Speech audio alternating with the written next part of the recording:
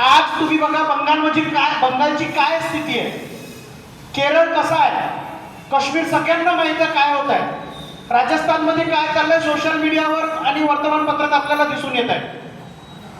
कारण हे सगळं आज धर्मरक्षणासाठी होत आहे. एवढे 2014 पासून मोदींच्या नेतृत्वात भारतने निरंतर प्रगती केली, पण तरी सुद्धा लोकसभेच्या निवडणुकीत आपलं मतदान पर्सेंटेज घसरून गेलं. कारण आपण एकत्र हिंदू म्हणून तर अजिबात आलो नाही. 2014च्या आधी भारत कुठे होता आंतरराष्ट्रीय पातळीवर, आणि 2014 नंतर भारत आंतरराष्ट्रीय पातळीवर कोणता उंचांक गाठत आहे. अंतरिक्षमध्ये आपण भरारी मारतोय. चंद्रयान, सूर्ययान, मंगलयान. 2014च्या अगोदर हे दृश्य तुम्हाला दिसलं का?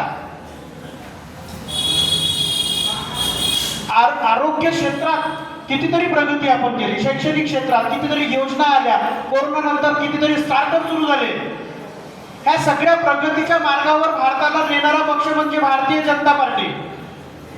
आणि या भारतीय जनता पार्टीचा एक भाग म्हणून आपल्या नागपुरातील खासदार माननीय नितीनजी गडकरी कितीतरी कामं 2014 पासून नितीनजींनी केले, नागपूरचा कायापालट केला. 2014च्या अगोदर नागपूर पाहिलेला व्यक्ती 2014 नंतर नागपूर पाहत होतो, त्याला नागपूर किती बदललाय समजतच नाही की हा नागपूर आहे. एवढं प्रगती केलेला, एवढे प्रगतीने मार्गात नागपूरला नेणारा व्यक्ती माननीय नितीनजी गडकरी लोकसभेच्या निवडणुकीत मतदान घडून आलं. कारण हिंदू एकत्र नाही, कट्टरपंथी एकत्र बटन दाबून राहिले. कोणती बटन दाबायची आहे, कोणतं सरकार बसवायची आहे, आणि ती सरकार बसवल्यानंतर काय करायचं भारतात पूर्ण प्लॅन तयार आहे. पण हिंदू अजूनही झोपलेला आहे. नितीनजींच्या काळात नागपुराचा कायापालट झाला. वर्धा रोडवर बघितलं 3 लेअरचा रोड आहे, तो आशियातला सगळ्यात मोठा रोड आहे, नागपूरची ख्याती आहे. फुटाळा फाउंटेन आशियातला सगळ्यात लार्जेस्ट फाउंटेन आहे, हा मान नागपूरला मिळाला आहे. नितीनजींनी गार्डन सुसज्ज केले, खेळ मैदान खेळाडूंसाठी उत्कृष्ट दर्जाची उपलब्ध करून दिले, सिमेंटचे रस्ते झाले, विविध योजनांतून पाण्याच्या टाकी, कितीतरी पाण्याची टाकी बनली आणि नागपुराचा पाणीचा प्रश्न सुटला. शैक्षणिक क्षेत्रात सिम्बॉसिस सारखं लॉ युनिव्हर्सिटी आली, एम्स कॉलेज आला. याच्या अगोदर 15 वर्ष खासदार, 15 वर्ष त्यांची सत्ता महाराष्ट्रात, 15 वर्ष त्यांची सत्ता केंद्रात, त्यांना हे सुचलं नाही का? भ्रष्टाचारात लिप्त असलेले हे लोक, भ्रष्टाचारातले लिप्त असलेली त्यांची पार्टी विकासाकडे काम कसं करणार होते?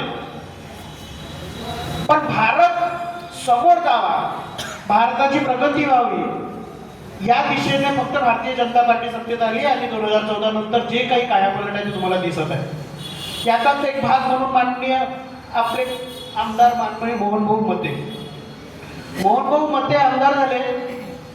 महाराष्ट्रात सत्ता बदलली. उद्धव ठाकरे आणि राष्ट्रवादी शरद पवार यांची सत्ता होती 2.5 वर्ष. यांच्या 2.5 वर्षाच्या सत्तेत तुम्हाला कोणतरी विकास कार्य दिसला का? वाजेसारखा करप्ट पोलीस अधिकारी गैरमार्गाने पुन्हा पदस्थ झाला आणि 100 कोटींच्या वसुलीची कामं त्याला मिळाली. गृहमंत्री 2 वर्ष जेलमध्ये, नवाब मलिकसारखा नेता जेलमध्ये.